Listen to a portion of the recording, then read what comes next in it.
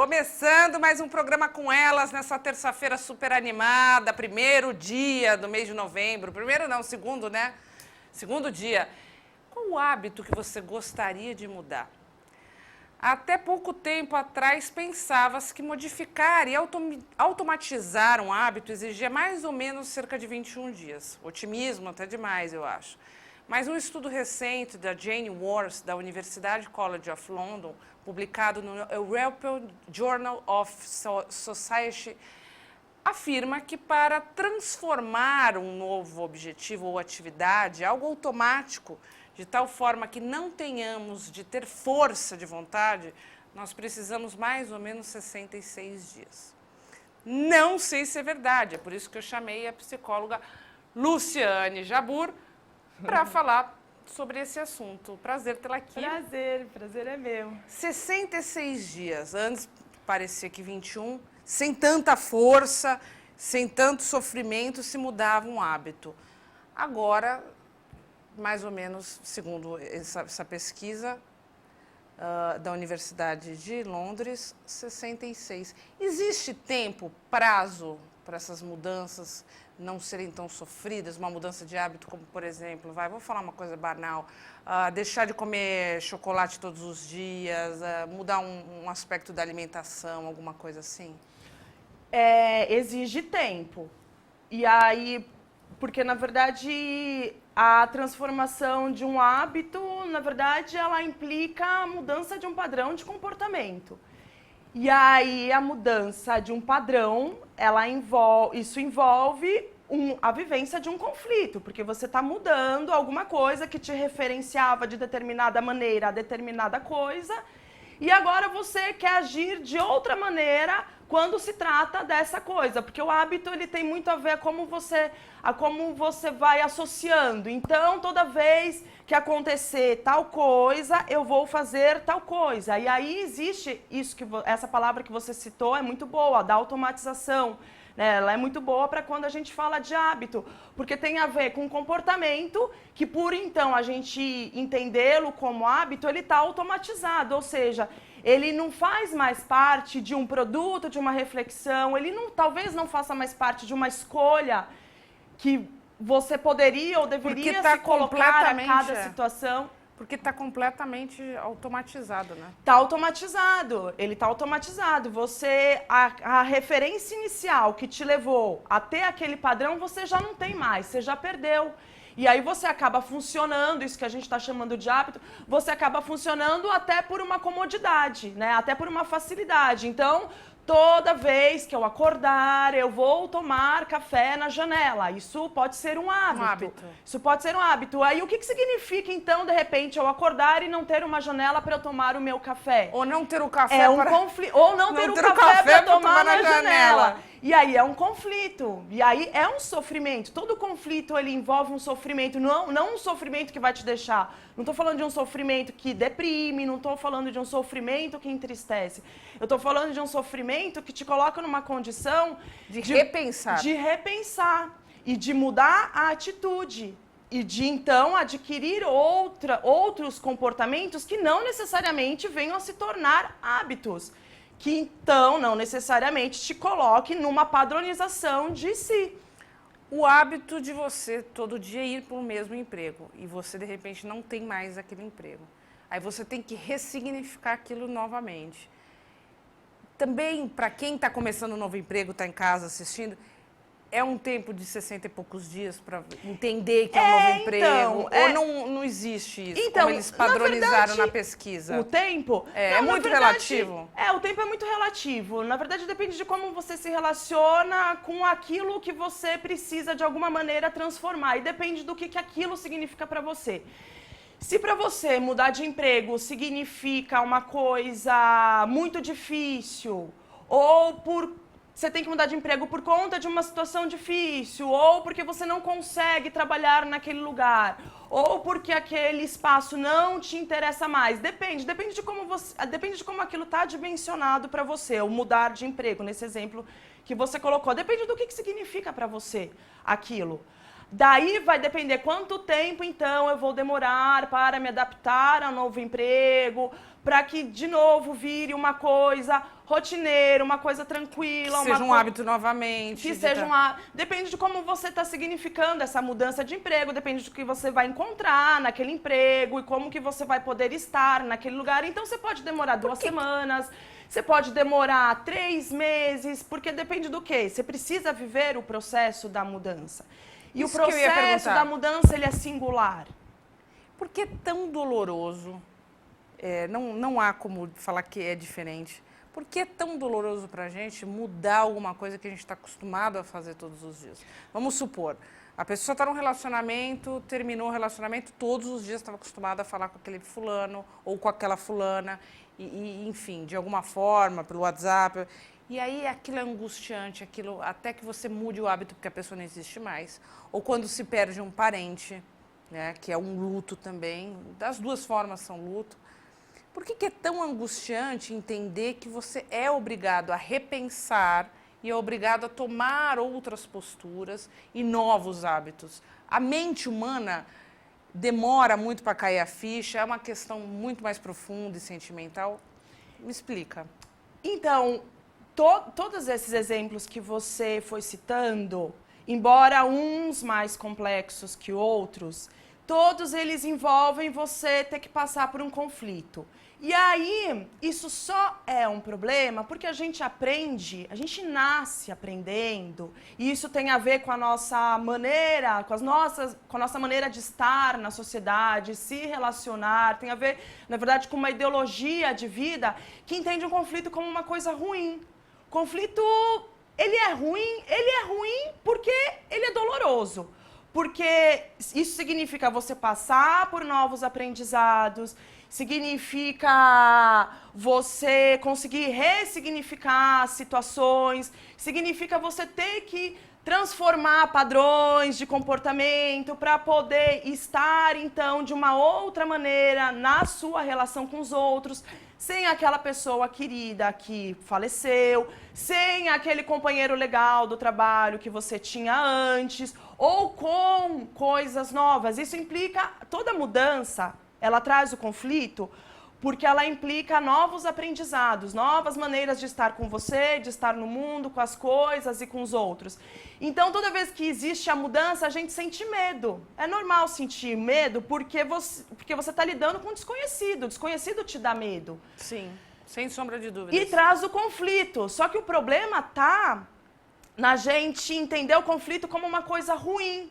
E aí, na verdade, o que é para ser um processo de mudança, que na verdade é uma condição da vida, né? A gente nasce uma coisa e morre outra coisa. Ou não, né? Assim esperamos, pelo menos, a ideia é que a gente vá muito. sofrendo evoluções ao longo da nossa trajetória de vida.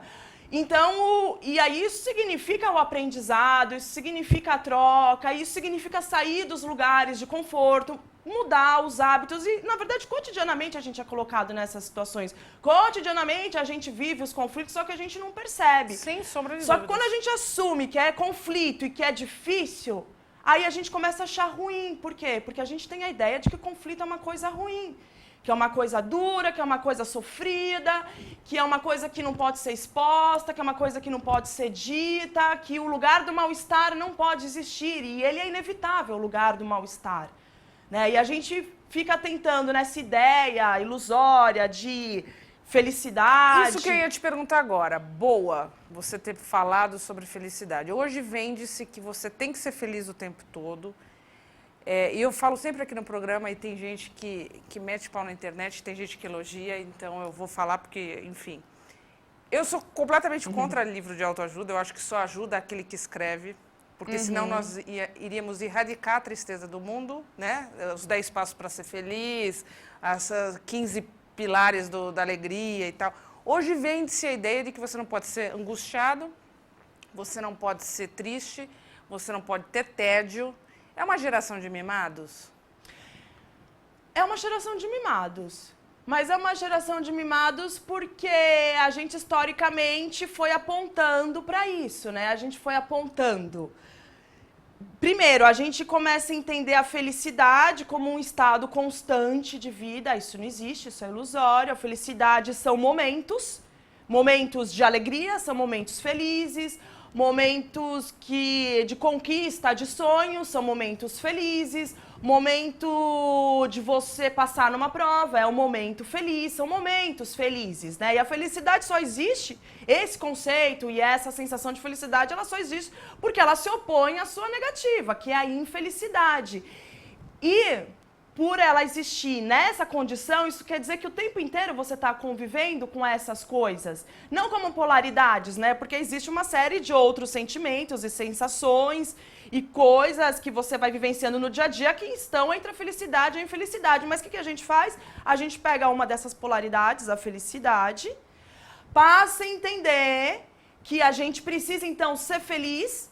Custe o que custar. Custe o que custar, a partir de uma ideia fantasiosa e falaciosa de felicidade, porque ela não é. A felicidade como constância não existe, isso é ilusão. O que existe são os momentos.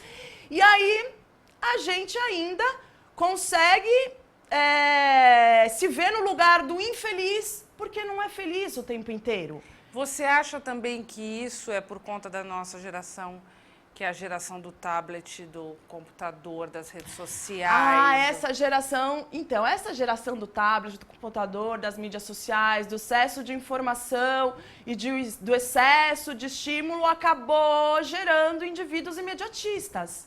Né, que tem a ver, completamente ansiosos. Ansiosos, angustiados, que precisam das coisas na hora, que vivem as coisas de uma maneira muito efêmera, tudo passa muito rápido. A própria felicidade, né, esse entendimento de felicidade, ele também tem a ver com isso. Não, agora eu tô feliz porque aconteceu tal coisa. Não, gente, não é assim. A felicidade, o bem-estar, o dia a dia, eles são todos processuais.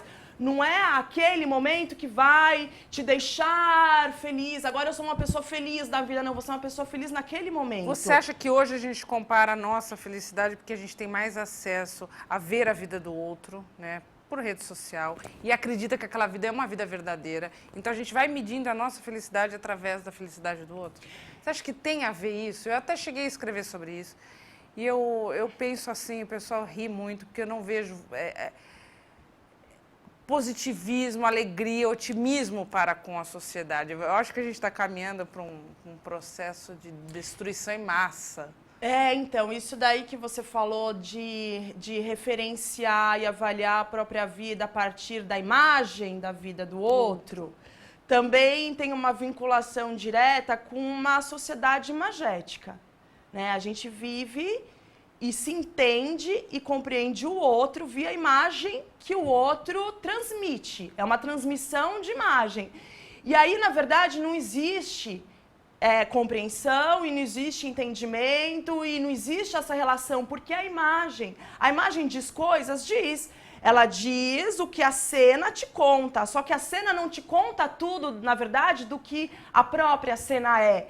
Então, você ficar freneticamente postando no Facebook como você está feliz, como você sorriu na viagem que você fez, como você sorriu na festa que você foi, como você sorriu no dia do seu aniversário. O que isso está contando? Que você sorriu nessas ocasiões, não está contando da sua felicidade nessa ocasião. Só que a gente transpõe esse entendimento, né? A gente entende a cena, e aí isso tem a ver também com uma sociedade que é imagética, e isso tem a ver com uma sociedade que é imediatista, de te levar a achar que você pode entender o momento do outro através da imagem que o outro coloca numa rede social, por exemplo. Né? E é um engodo, na verdade, é uma enganação. E não é só uma enganação para você, que é espectador daquela imagem. Muito pior, é para aquele que... É para aquele que põe, porque ele, de alguma maneira, acaba acreditando, sim, que ele é feliz porque ele viajou, que ele é feliz porque ele fez uma festa muito legal de aniversário. E aí os 150 likes que ele teve faz ele se sentir... Alimenta uma ilusão nele. Alimenta, ou no mínimo, alimenta esse comportamento de mostrar para os outros como ele está feliz. Agora, por que ele precisa mostrar para os outros que ele está feliz? Saco. Por que precisa? É um saco. Por que precisa? Justamente porque você falou isso. A sociedade, a gente está vivendo desse momento de imediatismo. Que exige que as pessoas sejam felizes. Para fechar esse bloco, essa nossa sociedade, que é completamente imediatista, a gente precisa de tudo para ontem, não é para hoje, já, né? Tem mais dificuldade em mudar hábito? Tem mais dificuldade de mudar hábito justamente porque... Antigamente, no tempo dos nossos avós, era mais fácil, você acha? Você acredita? Não, eu acho que não. Eu acho que era provavelmente tão difícil quanto, mas por motivos diferentes. Eu acho que hoje a gente está muito apegado à ideia de que o conflito é uma coisa ruim e que a gente acaba se acomodando nos espaços que confortam a gente, justamente para não ter que viver a angústia e o medo de uma transformação. E aí, então, a gente acaba se enrijecendo no lugar que a gente está. A dificuldade de mudar de hábito, a dificuldade de você adquirir outros comportamentos e de entender os seus padrões de comportamento tem a ver com uma ausência de reflexão de você, tem a ver com uma ausência de reflexão da sua relação com o mundo, tem até a ver com uma ausência de reflexão dos seus próprios desejos, de quem que você é, quem que você quer ser, o que isso significa para mim. Se perguntar tudo isso, se colocar nessas situações é trabalhoso, é processual, você precisa do tempo, você precisa aceitar que você vai se chocar com as suas contradições, né, inerente a todo e qualquer ser humano, qualquer cultura, lugar, sociedade, século. Né? O conflito ele faz parte, a contradição ela faz parte. E aí, por conta da gente ter que viver a felicidade plena, a gente também se vê na obrigação de ter que negar todas essas etapas e essas coisas que, então, tirariam, super, entre aspas, a gente desse lugar da tão exigida felicidade constante. Que então, é um a saco. gente nega, a gente se nega. O que é um saco? Calma que no segundo bloco a gente vai continuar falando. E no segundo bloco a gente vai também falar se, de repente, 28 dias sem falar bobagem, sem falar coisas negativas, podem mudar alguma coisa dentro de você e no ambiente onde você vive. Segundo bloco, estou te esperando.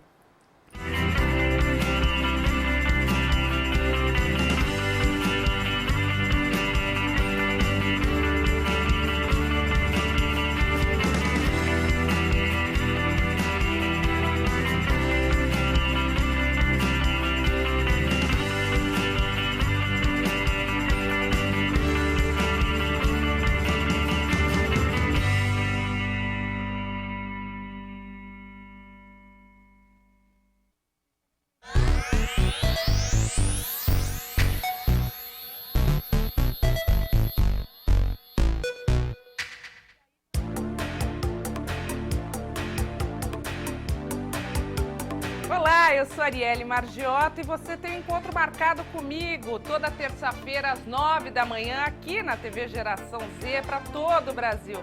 Programa Com Elas, trazendo muita coisa boa para você. Eu tô te esperando.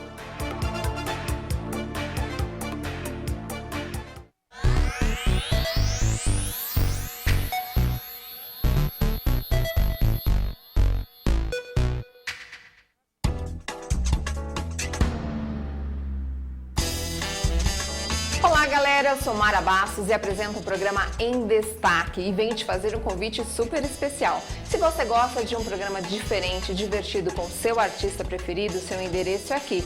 Tudo o que acontece no universo dos famosos, o que eles fazem, o que eles usam, o que eles gostam, é comigo aqui na TV GZ.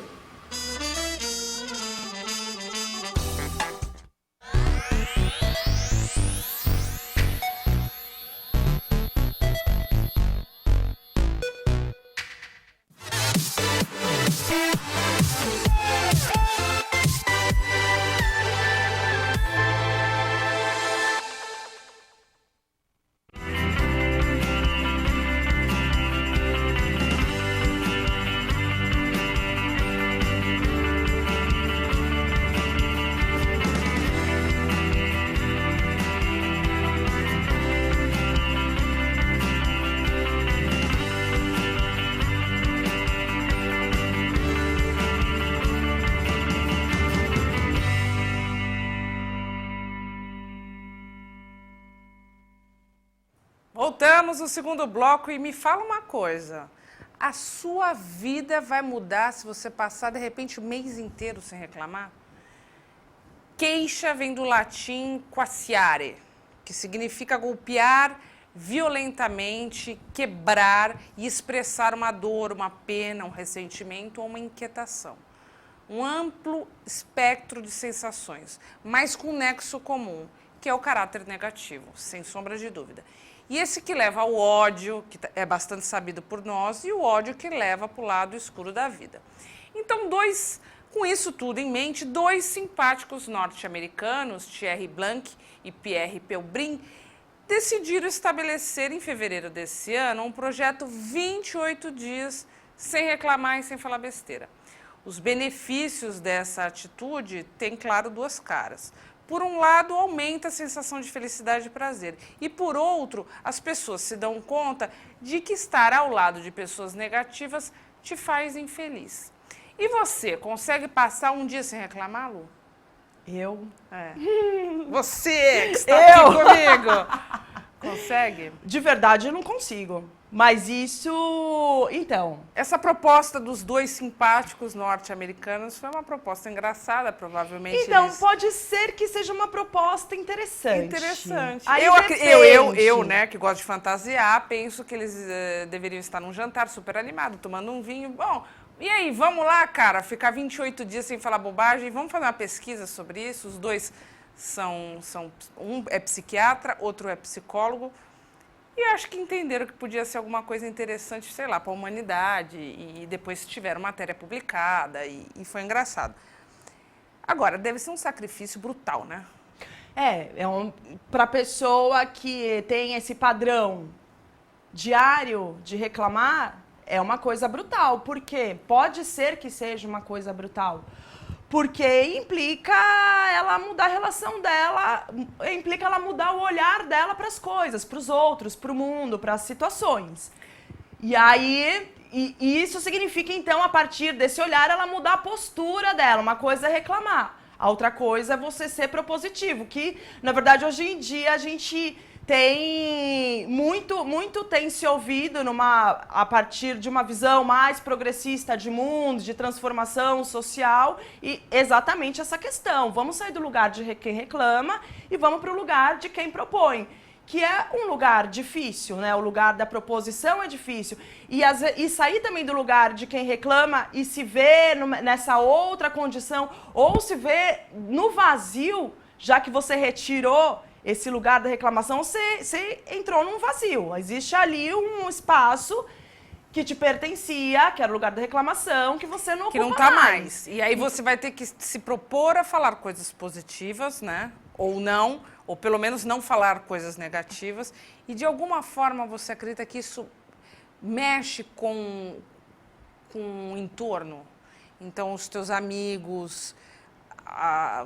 os teus colegas de classe, os seus colegas de trabalho, você acha que de alguma forma Eu acho incomoda? que de alguma forma isso pode sim mexer, de alguma forma isso pode sim mexer com o seu entorno. Por quê?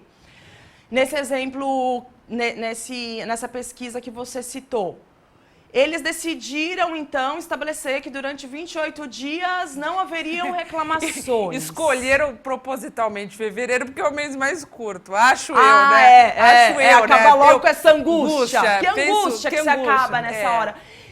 Você acaba com angústia justamente desse processo do novo, desse processo, então, do vazio que você se colocou, que te obriga a buscar outras referências, a passar por outros aprendizados. E é aí que, nessa busca e nesse conhecimento ou reconhecimento desses novos aprendizados, que você pode, sim, transformar coisas da sua relação com o outro. Por quê? Porque todo e qualquer aprendizado, ele só se dá em relação. Na relação com o outro, ou na relação com o conhecimento que o outro produziu. Então, nessa troca, nessa relação, você pode sim, você pode estabelecer novas formas de estar com o outro. Mas, se você pensar nesse limite, 28 dias sem reclamar, isso quer dizer que houve uma transformação? Não, houve uma mudança. Mudança não significa diretamente transformação. Ótimo, você falou alguma coisa que é onde eu queria chegar. Tem aquele livro O Segredo, né? Que eu acho hoje hilário, mas na época que li não tinha essa visão que tem hoje. Parece que um portal abre e aí tudo vai acontecer e tem gente que entende dessa forma. Que então eu vou ficar 28 dias sem falar bobagem, sem falar coisas negativas e tudo vai acontecer na minha vida de bom. É mito. É mito, né? É falácia, é essa postura... É fantasia. Banaliza. Isso tem a ver... É fantasia. Total fantasia. Isso tem a ver com uma... Não tem alguma coisa que realmente você possa dizer assim, não, vai mudar alguma coisa, mas não O que vai mudar é que você, talvez, nesse processo, você adquira novas referências sobre você. Então, você aprende que você pode não reclamar e que, ao passar dos dias, você comece a entender que isso pode te trazer um bem, mas isso é uma referência que você aprende sobre você.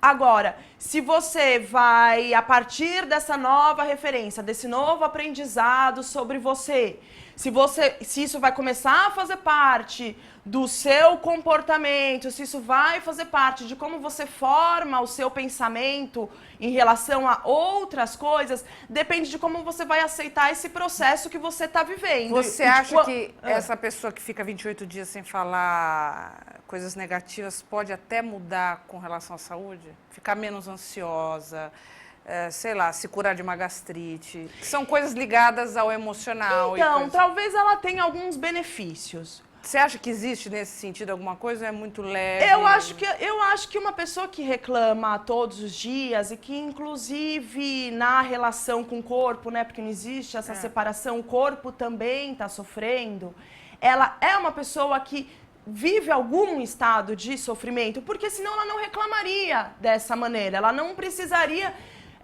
ter uma relação com o mundo de um jeito tão duro. Provavelmente ela vive uma situação que traz alguma coisa, um desconforto muito grande, ou uma dor que é grande, ou uma angústia, ou uma ansiedade, que talvez ela, muito provavelmente, ela nem conheça, que talvez seja uma coisa que leva ela a ter esse comportamento de reclamar tanto das coisas. Porque quando a pessoa reclama, ela está reclamando da vida, das coisas da vida. E não existe essa separação entre a vida fora e a vida dentro. A vida fora, aquela lá que eu estou apontando e reclamando, e a vida dentro é uma única vida. Então, o ato de reclamar não está falando do externo, está falando dela. Então, não é que ela vai conseguir uma transformação nela porque ela parou de reclamar. Por quê? Porque a reclamação é sintoma. É só um sintoma originado por uma causa que talvez ela desconheça. E aí entra aquela questão. Até onde é normal a gente reclamar? Você fala assim, não, Arielle, é normal, dá uma reclamadinha, ou quando passa do limite. Eu não acho, eu não acho que é uma coisa ruim reclamar. Eu também não acho. O que é ruim é, na verdade, quando a reclamação é o que conduz a sua ação. E não quando alguma coisa que você viveu, alguma coisa que você viu, ou alguma coisa que você passou, te trouxe uma contradição e aí você levou a reclamação. São coisas diferentes. Uma coisa é a reclamação como postura, como relação, me relaciono com o mundo através da minha queixa ao mundo. E outra coisa é quando o mundo te traz a contradição e te traz o incômodo e aí você reclama. Quando não é um comportamento compulsivo, são coisas diferentes. Né? Existe a compulsão da reclamação. Tem gente que não vive sem reclamar. Você pergunta, e aí, como vai? Tudo bem? A pessoa, não, olha, não sei o quê, não, tô mal, eu tô assim. Mas você só perguntou, e aí, beleza? Né? E a pessoa vem com aquele mar de reclamações e de coisas completamente que você nem, na verdade, nem quer saber. Mas ela tem a necessidade de expressar que ela está super chateada, que ela está com dor de cabeça, que ela está passando um momento difícil na casa dela, que ela não pagou as contas e tal. Aí começa aquele que ela está desgostosa com a vida dela.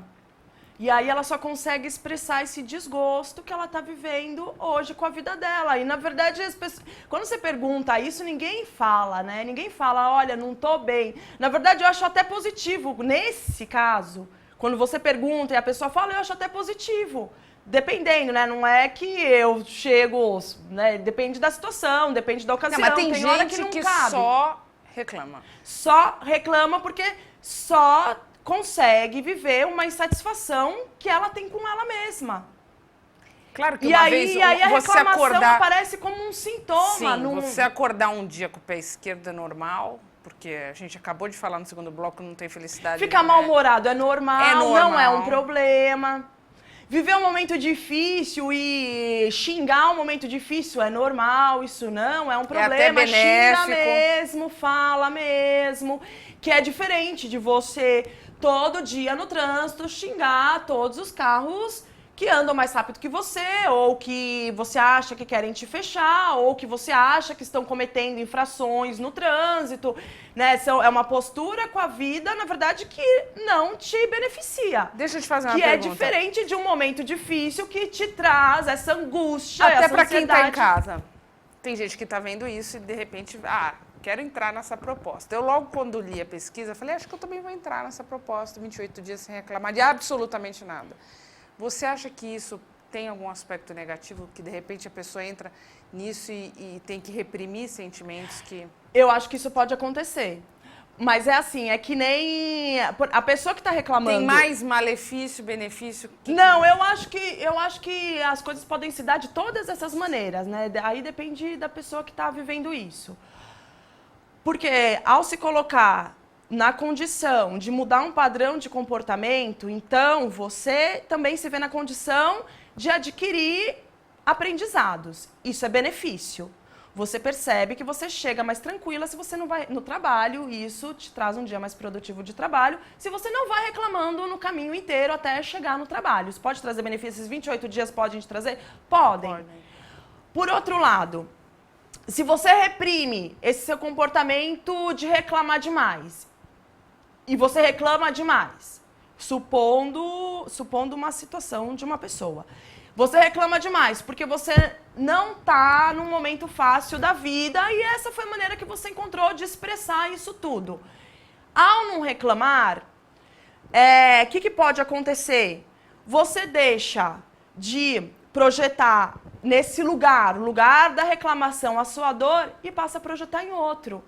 Você não reprime a sua causa, você reprime o sintoma. A causa, o que eu estou falando? A causa, sei lá, a causa é um sofrimento no trabalho, na vida, que está fazendo você reclamar todo dia. Aí você vai se propor a 28 dias não reclamar, o sofrimento seu no trabalho vai continuar e você não tem mais esse escape de reclamar pra caramba e de alguma maneira colocar... Aliviar,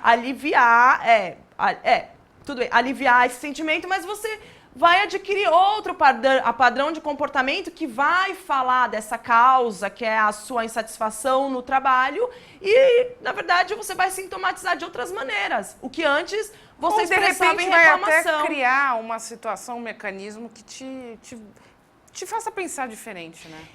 Isso é bom.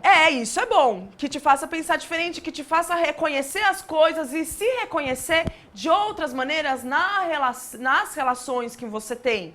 Com você, com as relações pessoais, as relações profissionais. Talvez você adquira nesse processo de 28 dias alguns aprendizados. E isso te provoque algumas mudanças, o que não significa, como a gente estava anteriormente falando, o que não significa uma transformação, significa uma mudança. A transformação, ela está na causa, ela não está no sintoma. Agora, como profissional, vou fazer uma pergunta daquelas. Você me recomendaria 28 dias? Sem falar um palavrão, que às vezes eu gosto de falar, sem dar uma reclamaçãozinha? Mas aí, para eu responder, você vai ter que me dizer... É recomendável? Então, mas você tem alguma coisa que te incomoda, que você acha que ia ser interessante você virar um pouco, abandonar? Sim. Eu adoro me queixar de dor nas costas. Estou sempre com uma dor, eu arrumo uma dor em algum lugar. E aí, se você parar, então, de se queixar das suas dores físicas durante 28 dias, o que talvez isso possa te trazer? Não sei, vamos tentar? Vamos tentar. Pode te trazer benefícios. Daqui 28 dias você mas volta.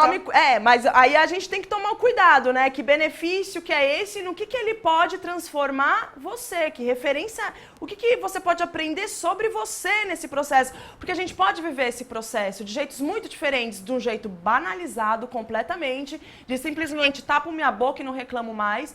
Isso não vai te trazer muitos benefícios. Ou você pode viver esse processo de um jeito refletido. Né? Você aprender O que você sente quando, então, você não reclama de dor? O que você faz, então, quando você não reclama de dor? O que se abre a você quando você muda essa postura, você muda esse padrão? O que isso te traz? Se isso não tiver atrelado a um comportamento refletido, isso não vai trazer transformação. Isso, você vai ter algumas novas referências desse período que não necessariamente nem posteriormente estarão integradas a você. Boa. Vou tentar fazer. Daqui 28 dias você volta, combinado? Volto, combinado. Adorei, Eu adorei. também, querida. As pessoas, para te acharem, como é que faz? Tem Facebook, quem quiser conversar com a Luciane. Eu tenho Facebook, é Luciane Jabur, mas eu prefiro me comunicar por e-mail. Então, passa o seu e-mail. É lucianejabur@yahoo.com.br. É isso aí, turma. Eu com elas vai ficando por aqui. Uma delícia, que por mim poderia ter 4 blocos e a gente ia falar muito. Também curti, obrigada. Imagina, eu acho que é sempre muito bom essas reflexões e eu gosto de trazer pessoas como você para trazer essa luz para o programa. E a gente volta, claro, semana que vem. Por enquanto, a gente fica aqui na UOL Mais e terça que vem tô de volta. Beijão, até mais. Legal.